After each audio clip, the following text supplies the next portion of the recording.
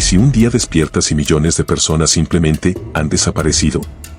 ¿Y si no fue un accidente, ni una invasión alienígena, ni una pandemia? ¿Y si fue el rapto? La Biblia lo profetizó. Pero, ¿cuándo ocurrirá? ¿Antes o después de la gran tribulación? ¿Estás listo para lo que está a punto de ocurrir? La señal ya fue dada, pero pocos la vieron. ¿Será demasiado tarde?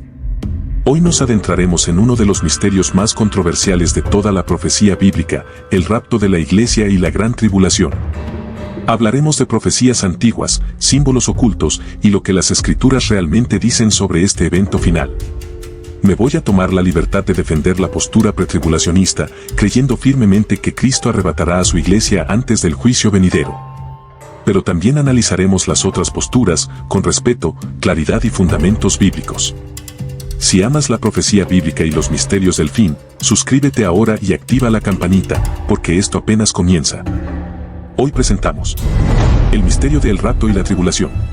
Comencemos por saber ¿qué es el rapto? Desde que leí por primera vez las palabras del apóstol Pablo en 1 de Tesalonicenses 4, 16, 17, algo cambió en mi interior. Él no hablaba de un símbolo, ni de una metáfora, sino de un evento real, glorioso, que aún no ha ocurrido, pero que está profetizado con absoluta claridad. Porque el Señor mismo descenderá del cielo con voz de mando, con voz de arcángel y con trompeta de Dios, y los muertos en Cristo resucitarán primero. Luego nosotros, los que vivimos, los que hayamos quedado, seremos arrebatados juntamente con ellos en las nubes para recibir al Señor en el aire, y así estaremos siempre con el Señor. Cada palabra me golpeó con fuerza. El Señor mismo, no un ángel, no un enviado, sino Él. Y descenderá del cielo, no para pisar la tierra, sino para encontrarnos en el aire. Es un momento que lo cambiará todo. Los muertos en Cristo, aquellos que murieron con fe, serán los primeros en levantarse.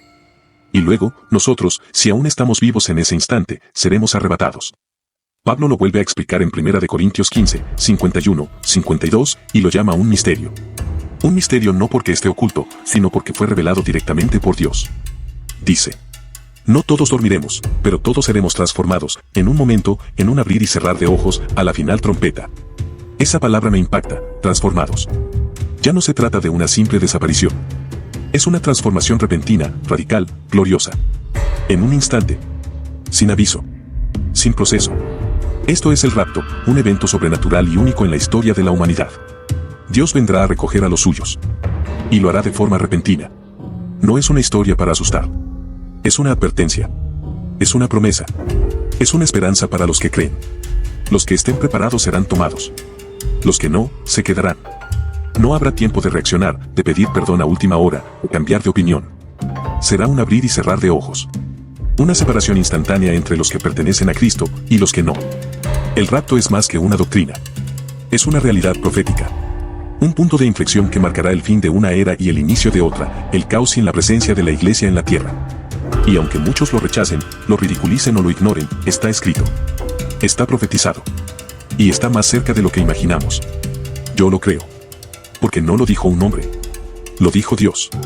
¿Será ese día glorioso o aterrador para ti? Mito versus realidad. Mito. El rapto es un invento moderno, creado por Hollywood o por pastores sensacionalistas. Realidad bíblica. Desde los primeros siglos, líderes de la iglesia creyeron en el arrebatamiento. Incluso el propio Jesús lo insinuó en Mateo 24, 40, 41. Estarán dos en el campo, uno será tomado y el otro será dejado. ¿Y qué pasa después? Lo que ocurre después es inimaginable. Un mundo sin iglesia. Una sociedad sin freno moral.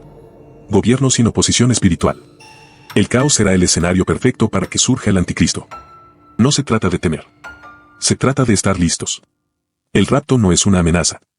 Es una promesa de rescate. Una esperanza gloriosa para los que creen. Pero, ¿cuándo ocurrirá este evento? ¿Antes, durante, después de la gran tribulación? Lo que viene es uno de los debates más antiguos y explosivos del cristianismo moderno. Ahora te explicaré las tres posturas sobre el momento del rapto. ¿Cuál es la verdadera? Cuando comencé a estudiar profundamente el tema del rapto, me di cuenta de algo inquietante: no todos los cristianos están de acuerdo en cuándo ocurrirá. No sobre si ocurrirá, sino sobre el momento exacto en que este acontecimiento se desatará en la historia profética. Y eso me llevó a una pregunta inevitable: ¿puede estar la iglesia dividida en un tema tan crucial? Me sumergí en la escritura. Leí. Oré. Escuché argumentos de un lado y del otro. Y descubrí que hay tres posturas principales. 1. El post-tribulacionismo. Esta posición afirma que el rapto ocurrirá al final de los 7 años de tribulación.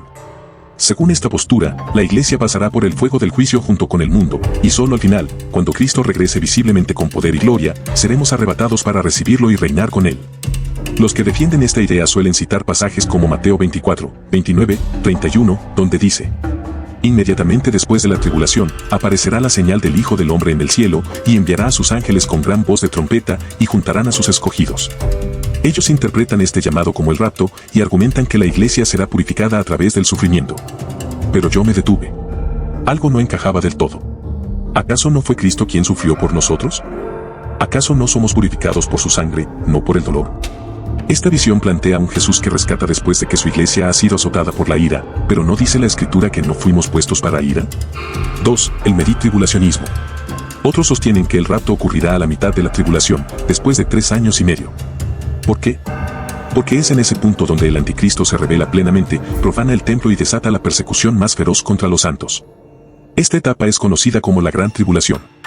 Ellos argumentan que la primera mitad de los 7 años es más tolerable y que la iglesia podría resistir ese tiempo. Pero que luego, Dios la rescatará justo antes de que la ira más intensa caiga sobre el mundo. También usan Daniel 9, Apocalipsis 11 y 12, y el momento en que suenan las trompetas como indicadores proféticos. Esta visión, aunque intermedia, sigue manteniendo a la iglesia dentro del juicio. ¿Y si el juicio no es para ella? ¿Y si ya ha sido librada? 3. El pretribulacionismo. Y entonces llegué a la tercera postura, la que yo creo, con convicción, después de escudriñar la palabra. El pre-tribulacionismo enseña que el rapto ocurrirá antes de que comience la tribulación. Antes de que el anticristo se revele. Antes de que se derrame la ira de Dios sobre un mundo rebelde. Esta postura no es escapismo. Es fidelidad a la promesa de Dios.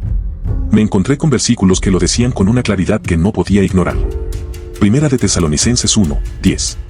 Y esperar de los cielos a su Hijo, Jesús, quien nos libra de la ira venidera. Primera de Tesalonicenses 5, 9. Porque no nos ha puesto Dios para ira, sino para alcanzar salvación por medio de nuestro Señor Jesucristo. Romanos 5, 9. Justificados por su sangre, por él seremos salvos de la ira. La iglesia no está destinada a juicio. Ya fue juzgada en la cruz. Lo entendí como una línea muy clara: el juicio venidero es para los que han rechazado la gracia, no para los que han sido lavados por ella. Y cuando miro las historias bíblicas, Dios siempre actúa de la misma forma. Noé fue metido en el arca antes del diluvio. Lot fue sacado de Sodoma antes del fuego. Enoc fue arrebatado antes del juicio en tiempos de Noé. Dios no cambia su manera de actuar. Siempre aparta a los suyos antes de derramar juicio. Entonces me hice la pregunta crucial: ¿por qué haría una excepción con la iglesia, su esposa, su amada, su redimida? La respuesta estaba clara para mí: no la hará. Por eso creo, con respeto hacia las otras posturas, pero con firmeza, que el rapto será antes de la tribulación. No porque lo diga una tradición, sino porque lo dice la Escritura. Dios no dejará a su pueblo en medio de un juicio que no le pertenece. Pero entonces, si este evento glorioso puede ocurrir en cualquier momento, ¿estamos listos? ¿Estamos despiertos o dormidos espiritualmente? ¿Podría ocurrir hoy? Y sobre todo, ¿qué pasará con los que se queden atrás? Dios siempre salva antes del juicio. Noé y Lot, modelos proféticos. Cuando comencé a preguntarme si el rapto realmente sucederá antes del juicio de la tribulación, hubo algo que cambió completamente mi forma de ver la profecía, los patrones de Dios. Porque entendí que Dios no actúa de forma aleatoria. Él es un Dios de principios, de promesas y también de precedentes. Y uno de esos precedentes me llevó directamente a la historia de Noé. Génesis 6 al 9. Dios vio que la maldad del hombre era grande. La tierra estaba llena de corrupción y violencia. Entonces vino el anuncio del juicio: un diluvio cubriría todo. Pero antes de que una sola gota de agua cayera, Dios preparó el escape. Y llamó a Noé. Le dio instrucciones detalladas para construir un arca. Durante años, Noé predicó, advirtió y martilló cada tabla con fe. Y justo antes del juicio, Dios cerró la puerta del arca. No fue Noé. Fue Dios quien selló la protección. Y solo entonces, la lluvia cayó. El juicio se desató. Pero el justo ya estaba a salvo. Ese detalle me estremeció. Porque entendí que la puerta se cerró antes del juicio, no durante. Y ese patrón no termina allí. Génesis 19.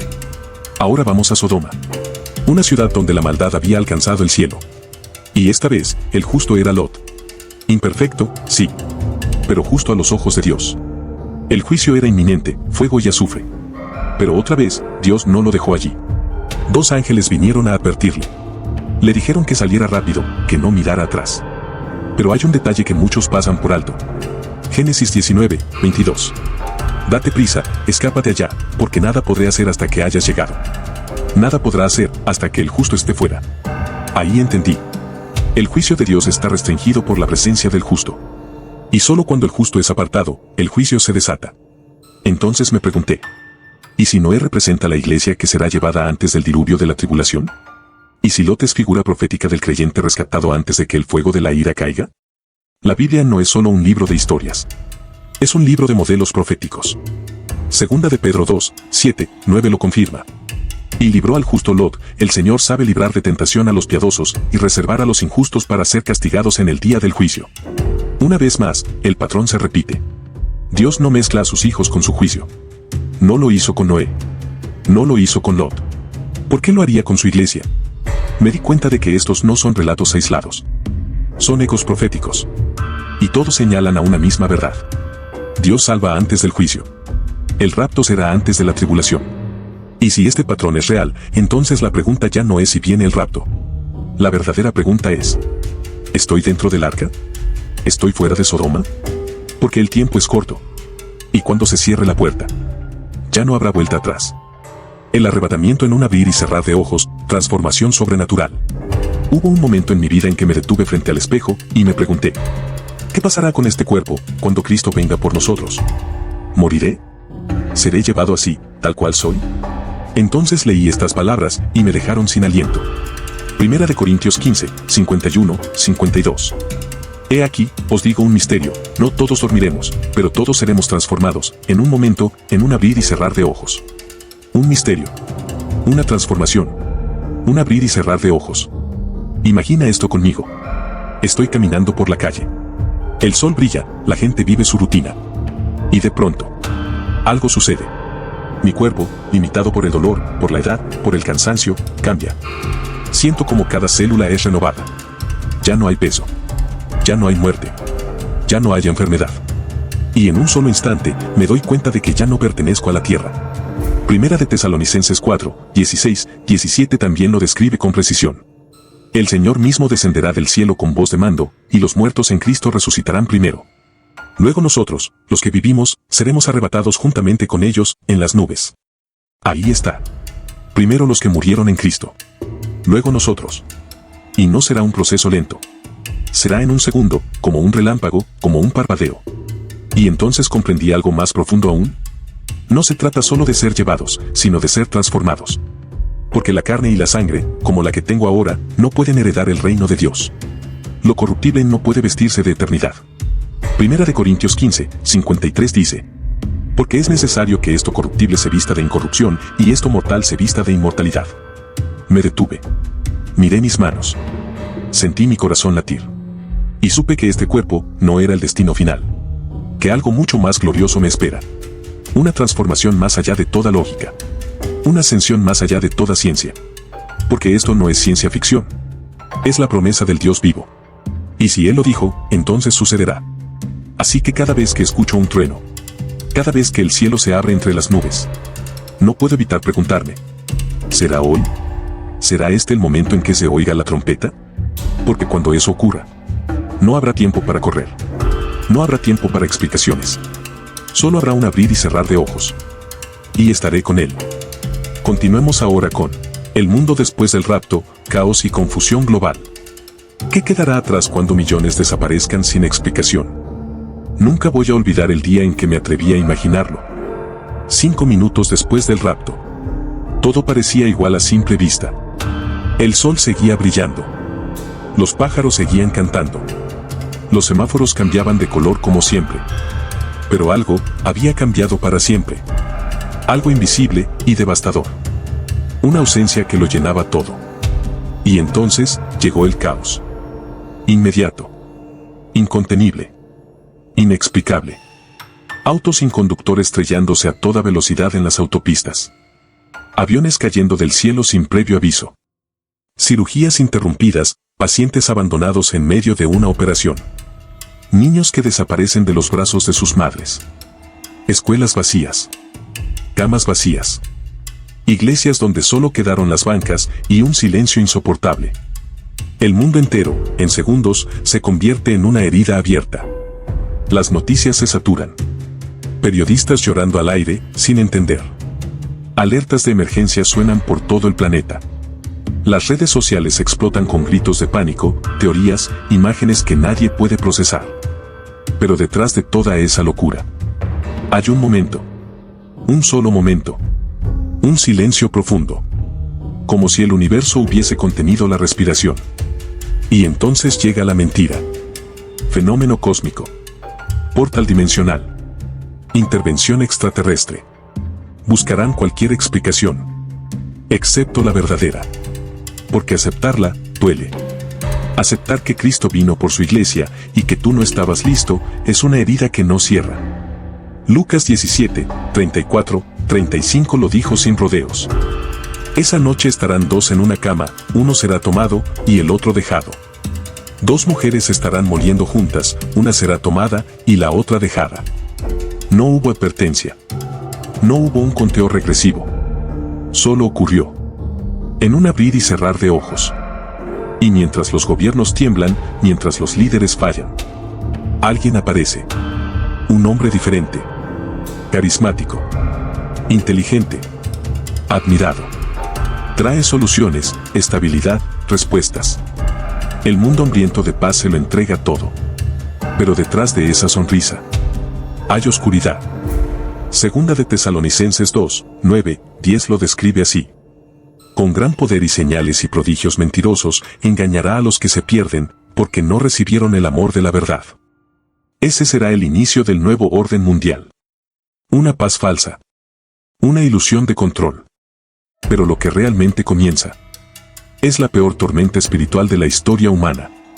La gran tribulación. Mientras tanto, los que quedaron atrás empiezan a recordar. Recuerdan las advertencias que ignoraron.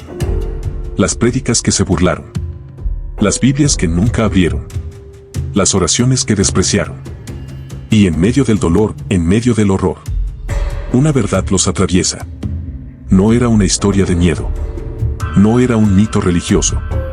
Era real. Cristo vino. Y yo me quedé. La gran tribulación, el tiempo del anticristo y el juicio global. ¿Rapto o segunda venida? ¿Son lo mismo? Durante años, viví con esa duda. ¿El rapto y la segunda venida de Cristo eran el mismo evento? A simple vista, parecían similares, pero cuando comencé a escudriñar la palabra con profundidad, entendí que son dos momentos completamente distintos, con propósitos diferentes y escenarios muy claros. El rapto es secreto, repentino, sin señales previas. Sucede en un abrir y cerrar de ojos. Cristo no toca la tierra, nos encuentra en el aire.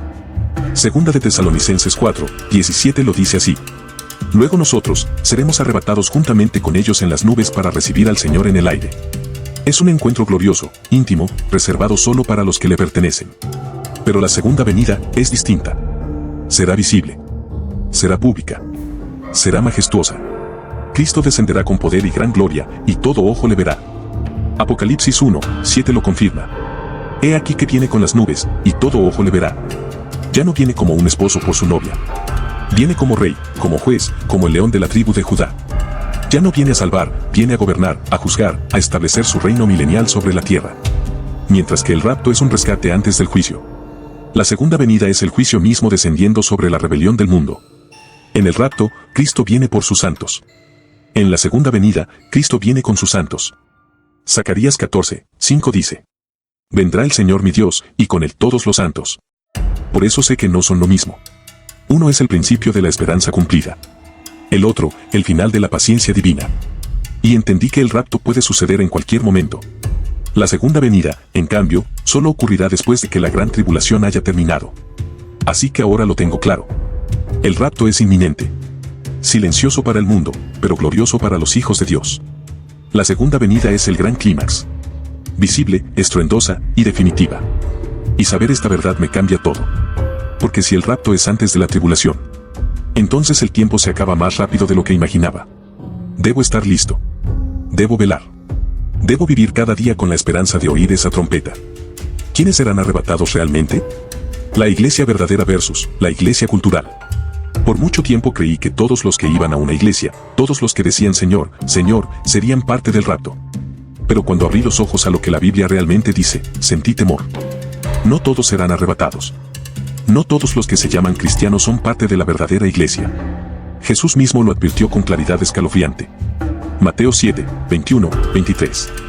No todo el que me dice, Señor, Señor, entrará en el reino de los cielos, sino el que hace la voluntad de mi Padre. Muchos me dirán en aquel día, Señor, no profetizamos en tu nombre. Y entonces les declararé, nunca os conocí. Ese muchos me estremeció. ¿Muchos? ¿Personas religiosas? ¿Con ministerios? ¿Con apariencia de piedad? Y entonces entendí la diferencia. La iglesia verdadera no es un edificio. No es un título. No es una membresía. Es una comunión viva, diaria, profunda con Cristo. La iglesia cultural, en cambio, vive de apariencias. Se conforma con los domingos. Ama más al mundo que a Dios. Canta con los labios, pero tiene el corazón lejos. Segunda de Timoteo 3, 5 lo describe como aquellos que tendrán apariencia de piedad, pero negarán la eficacia de ella. La iglesia verdadera está despierta, expectante, en santidad. La iglesia cultural está dormida, tibia, distraída. Jesús advirtió a la iglesia de la Odisea. Por cuanto eres tibio, te vomitaré de mi boca. Apocalipsis 3, 16. ¿Eres tibio? Vamos, se me puso la piel de gallina. Por eso el rapto no es solo un evento futuro. Es una prueba presente. ¿Estoy viviendo como parte de la novia fiel que espera al esposo? ¿O estoy viviendo como una virgen insensata sin aceite en la lámpara? Mateo 25, 10 lo deja claro. Y entraron con él a las bodas, y se cerró la puerta. Se cerró la puerta. No todos entraron. Hoy entiendo que no basta con creer en Dios. Debo vivir para Él. Debo estar limpio, vigilante, consagrado. Porque cuando suene la trompeta, no habrá segundas oportunidades. ¿Y tú?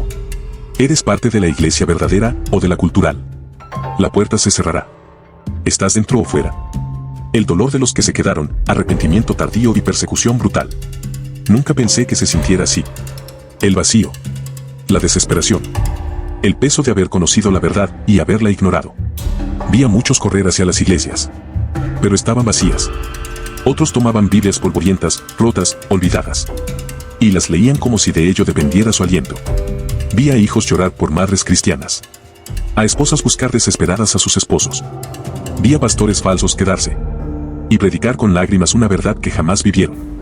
Y en medio de ese mundo desolado, el sistema cambió. Rápido. Frío. Total. Ya no se podía comprar ni vender sin una marca. Una señal. Un símbolo de lealtad. No a Dios, sino al nuevo orden. Apocalipsis 13, 16, 17 lo advirtió. Y hacía que a todos se les pusiese una marca, para que ninguno pudiese comprar ni vender, sino el que tuviese la marca. Lo vi con mis propios ojos. Colas interminables, escaneos obligatorios, vigilancia constante. Y con ello, la persecución. Real. Cruel.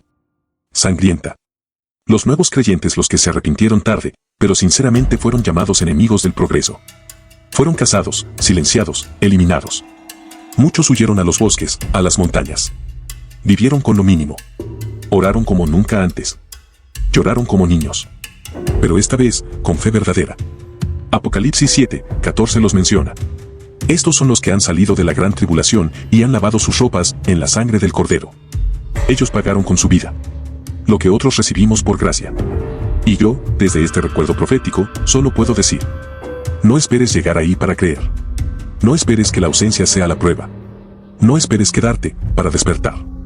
Si todo esto te ha hecho reflexionar, no esperes más. ¿Te puedo pedir un favor? Suscríbete ahora para seguir aprendiendo sobre los tiempos finales. Comparte este video con alguien que necesita saber la verdad. Déjame en los comentarios, ¿estás listo para el rapto? ¿Cuál postura crees que es la correcta? Porque este mensaje puede cambiar eternidades. Te cuento un mito, una leyenda y una profecía. Mito: ya hubo un rapto espiritual en el pasado. Algunas sectas afirman que el rapto ya ocurrió espiritualmente. Refutación bíblica: el rapto será visible en sus consecuencias, pero instantáneo y físico. Leyenda: los ovnis explicarán las desapariciones. Muchos creen que el mundo justificará el rapto como una abducción masiva. Hollywood ya ha sembrado esta idea. ¿Preparación psicológica? Profecía: el rapto será antes del anticristo. Segunda de Tesalonicenses 2, 6, 7. El que ahora lo detiene, lo hará hasta que él sea quitado de en medio. ¿Quién lo detiene? El Espíritu Santo obrando a través de la iglesia. ¿Y si la desaparición de millones es la señal final para el caos total? Para resumir, el rapto es real, es bíblico y es inminente. Hoy hemos visto qué es el rapto y por qué es importante, las tres posturas y por qué creemos en la pre-tribulación, cómo Dios siempre libra a sus hijos del juicio, porque la palabra rapto es válida, y cómo diferenciar entre persecución y la ira de Dios. No se trata de miedo, sino de preparación. Si Cristo viniera hoy, ¿te irías con Él o te quedarías atrás? Comenta, estoy listo para el rapto si estás esperando su venida. Que nadie se quede atrás por ignorancia. Prepárate. No con miedo, sino con esperanza. Porque para los que esperan a Cristo, el rapto no será un escape. Será el inicio de la verdadera vida eterna. Que el Señor te fortalezca, te despierte y te encuentre digno de escapar de las cosas que vendrán. Lucas 21, 36. Bendiciones.